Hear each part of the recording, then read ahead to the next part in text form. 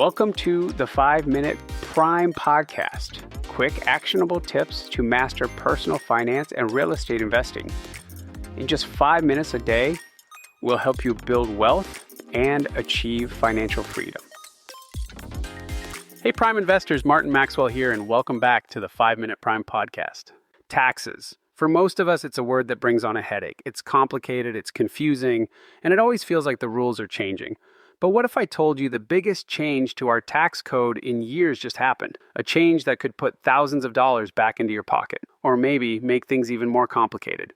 Welcome to the show. Today we're kicking off a special 4-part series to unpack the One Big Beautiful Bill Act, or OBBA, as the experts are calling it. Over the next few weeks, we're going to cut through the political noise and give you the straight scoop on what this massive law really means for your money, your investments, and your financial future.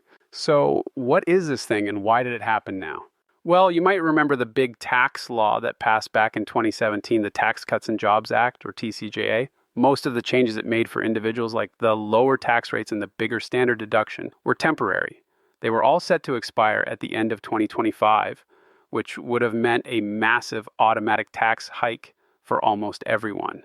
The Big Beautiful Bill was passed to prevent that from happening. At its core, it makes most of those 2017 tax cuts permanent. But it also bolts on a whole lot more. Let's do a quick rundown of the 5 biggest changes you need to know about.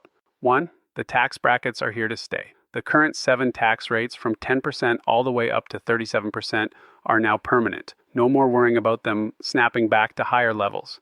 2, the standard deduction got another boost. The 2017 law nearly doubled the standard deduction, and this bill makes that permanent. For 2025, it's projected to be around $15,750 for single filers and a whopping $31,500 for married couples. This is huge because it means more of your income is shielded from tax right off the bat, and it simplifies filing for millions of people. 3, a massive but temporary change to the SALT deduction. SALT stands for state and local taxes. Since 2017, you've only been able to deduct $10,000 of your property and state income taxes. This bill quadruples that cap to $40,000 per household. This is a potential game changer for homeowners in high-tax states like California, New York, and New Jersey. But there's a catch we'll get into. It's temporary, only lasting until 2029, and it gets phased out for high earners. 4, the child tax credit gets a bump. For the 40 million families who claim it, the credit is increasing from $2,000 to $2,200 per child, and it will finally be adjusted for inflation each year. And 5, big incentives for business and investors. For our listeners who are real estate investors or business owners, this is key. The bill permanently allows 100% bonus depreciation. That means if you buy new equipment or make certain improvements, you can write off the entire cost in 1 year instead of over many years. It's a powerful incentive to invest. And it's very similar to the strategies we discussed back in our episode on maximizing real estate deductions. So that's the highlight reel. Permanent tax cuts for most and some very specific targeted new breaks. Now, you can probably guess that a bill this big has its fair share of fans and critics. We've scoured the analysis from non-partisan groups like the Congressional Budget Office, the Bipartisan Policy Center, and the Tax Foundation to get a sense of the debate. Supporters of the bill argue that it provides much-needed certainty and stability. They say that by making the tax cuts permanent, it allows families and businesses to plan for the future without the threat of a looming tax cliff. The argument is that this will unleash investment, boost wages, and supercharge the economy. But critics are pointing to the price tag. The official scorekeepers in Washington project this law will add somewhere between $3.4 and $4.1 trillion to the national debt over the next decade. They argue that while some benefit, the law is fiscally reckless. One analysis from the Committee for a Responsible Federal Budget called some of the temporary provisions political gimmicks designed to hide the true long-term cost.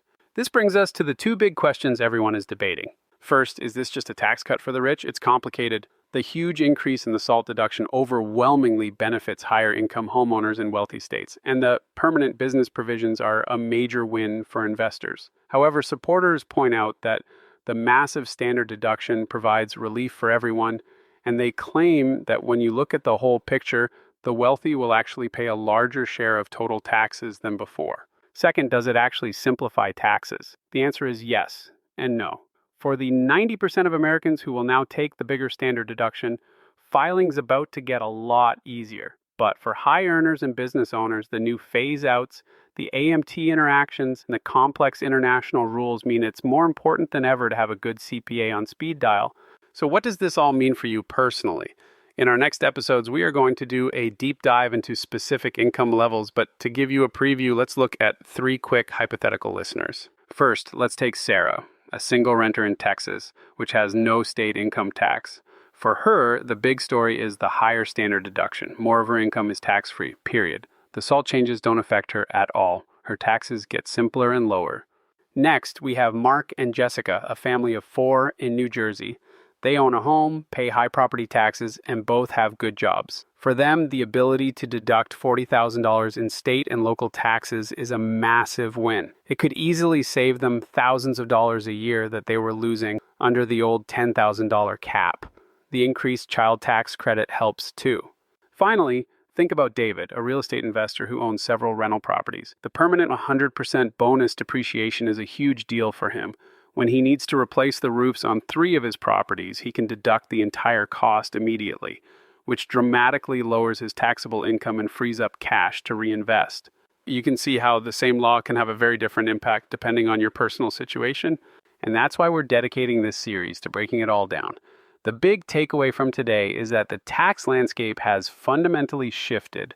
Next week, we're going to focus specifically on you if your household earns under $100,000 a year. We'll talk about the new deductions for tipped workers and overtime pay and show you exactly how these changes could add up to significant savings. You won't want to miss it. Your challenge today. Take 5 minutes to look up the new 2025 standard deduction amounts for your filing status, single, married, or head of household. Compare that number to what you typically itemize. This simple exercise will give you a quick idea of whether you'll be one of the millions who will benefit from a simpler tax filing this year.